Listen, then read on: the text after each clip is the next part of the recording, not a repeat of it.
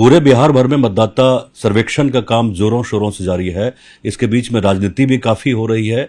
अलग अलग पार्टीज जो हैं बिहार के और देश भर के, उसमें मेनली कांग्रेस पार्टी सरकार के ऊपर दबाव बना रही है और साथ साथ चुनाव आयोग पे भी।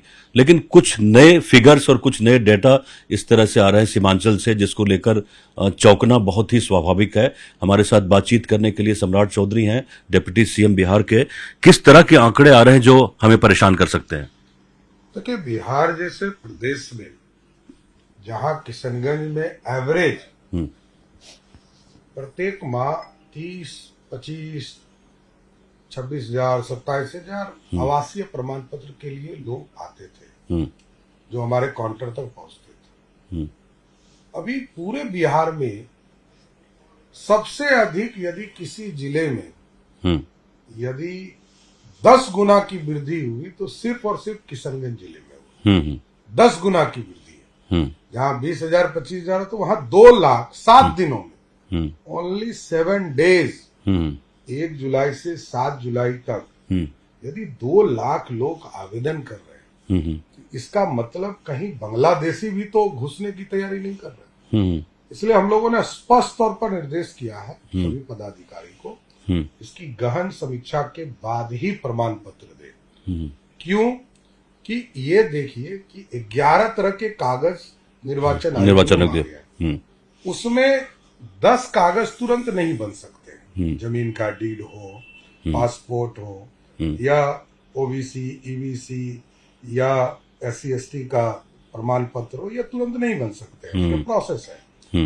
लेकिन आवासीय प्रमाण पत्र आदरणीय मुख्यमंत्री जी ने पूरी व्यवस्था दी है कि तुरंत उसको निर्गत करना है। तो ऐसे परिस्थिति में हम लोगों ने निर्देशित किया है कि ये चिंता का विषय है कि पूरे बिहार में नहीं वृद्धि हो रही है, सिर्फ एक जिला किशनगंज और दूसरा मुजफ्फरपुर को भी हम लोगों ने इसको ट्रैक किया है, वहां भी थोड़ा गति से बढ़ा है।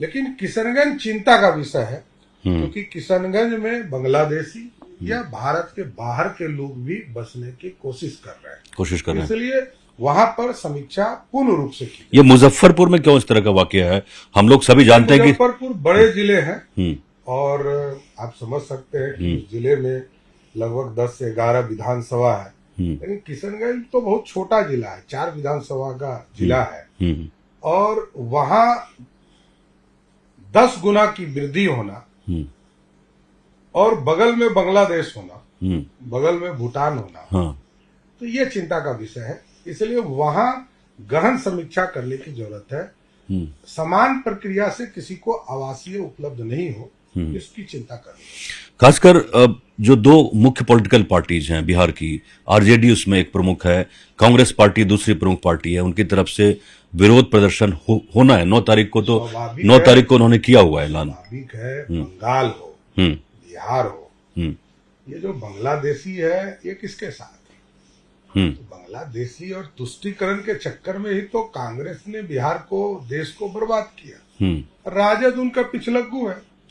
तो राजद और कांग्रेस दोनों ये चाहती है कि बांग्लादेश और पाकिस्तान से आके लोग वोट करें, इसलिए ज्यादा चिंतित है। तो एक्सपोज करने में आप लोगों ने थोड़ा देर नहीं लगाया कि ये जो पूरा जो नेक्सस है? कोई देर नहीं है, समीक्षा हो रही है। अभी तो लोगों को ये कहा गया है कि आपके परिवार के लोग यदि इसमें बाहर गए हैं तो आप प्रमाण दीजिए, मतलब एक सूचना दीजिए। और जब ये ड्राफ्ट कॉपी आएगा तब ये गहन समीक्षा होनी चाहिए। मांग करता हूं चुनाव आयोग से कि इसकी समीक्षा होनी चाहिए कि कौन लोग भारतीय हैं, कौन लोग भारतीय नहीं है, कौन बिहारी है, कौन बाहर के लोग, आइडेंटिफाई जरूर करना चाहिए। आप लोग सत्ता पक्ष में हैं और जितने BLO हैं लाखों की संख्या में, लग रहा है आप लोगों को कि जो सर्वेक्षण का काम है समय से पहले हो पाएगा? नहीं, खूब आराम से, कहीं कोई इशू नहीं है। 23% से अधिक लोगों ने अभी 7-8 दिन शुरुआती दौर है, और 23-24% लोगों ने जमा भी कर दिया कागज। ये राज्य निर्वाचन आयोग और राष्ट्रीय निर्वाचन आयोग इस काम को देख रहा है, इसलिए कोई इशू नहीं है। हमको नहीं लगता कि कोई दिक्कत है। एक हाउस होल्ड तक निर्वाचन आयोग और सरकार के पदाधिकारी पहुंचकर इसकी समीक्षा कर रहे हैं। राहुल गांधी विरोध करने के लिए आ रहे हैं कि ये काम पूरा नहीं हो पाएगा और लोग वंचित रह जाएंगे मतदान करने से। देखिए, वो बेचारे को ज्ञान ही नहीं है, तो क्या किया इसका। इलेक्शन प्रक्रिया इसी तरह होती है। हम लोगों ने वो दिन भी देखा है कि कांग्रेस पार्टी का जीत पहले प्रचार में आता था, बाद में सरकारी कार्यालय में पहुंच जाता था। सर्किट हाउस से चुनाव लड़ते थे कांग्रेस पार्टी के नेता। तो राजतंत्र चाहते हैं, राजतंत्र होना नहीं है। अब लोकतंत्र है, लोकतंत्र में कांग्रेस का कोई जगह नहीं है। एक दो सवाल, जो स्थिति है पिछले कुछ दिनों से, अभी कुछ देर पहले खबर मिली कि एक जो आर्म्स का सप्लायर था वो इनकाउंटर में मारा गया पुलिस, तो सरकार क्या कर रही है इसमें? देखिए, पुलिस को पूरी छूट है। नीतीश कुमार जी कभी भी पुलिस को बंधन में रखने वाले नेता नहीं है। नीतीश जी का स्पष्ट मानना है अपराधी को किसी भी हालत में पूर्ण रूप से सजा मिलनी चाहिए। अब पुलिस के साथ यदि कोई इनकाउंटर करता है तो उसको ठोकने का काम पुलिस करती है, इसमें कहां तुम।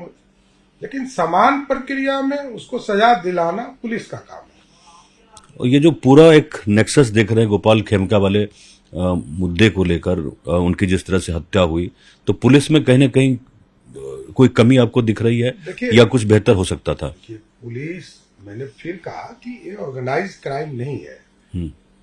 किसी ने पैसा दिया, किसी ने मरवा दिया, उमेश यादव ने हत्या कर दिया। ये देखिए, ये सिस्टम है, ये व्यक्तिगत इश्यूज है।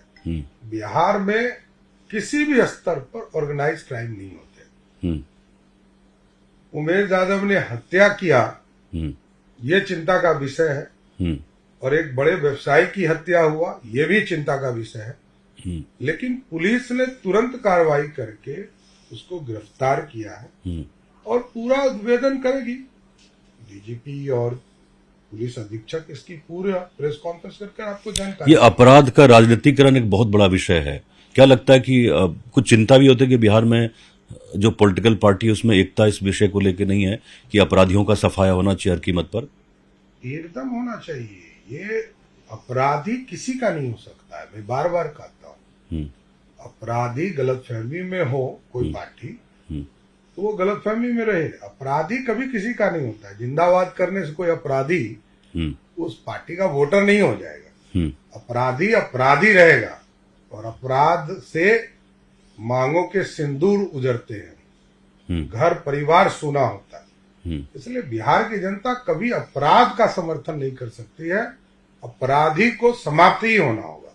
तो आने वाले समय में आखिरी सवाल है, क्या पुलिस और भी सख्त होगी अपराधियों के खिलाफ? सख्ती है, बिहार में कानून का राज है, पूरी सख्ती से कार्रवाई करेगी। जरूरत पड़ेगी तो विशेष कार्रवाई करके भी अभियान चलाकर अपराधी को समाप्त किया जाएगा। बहुत बहुत आपका शुक्रिया। तो ये जिस तरह के आंकड़े हैं, पहला विषय था जिस तरह से मतदान का सर्वेक्षण अभी चल रहा है उसको लेकर भी चिंता है, और साथ साथ दूसरी बात कि पुलिस किस तरह से कार्रवाई करने जा रही है अपराधियों के खिलाफ, आने वाले दिनों में ये भी काफी महत्वपूर्ण होगा।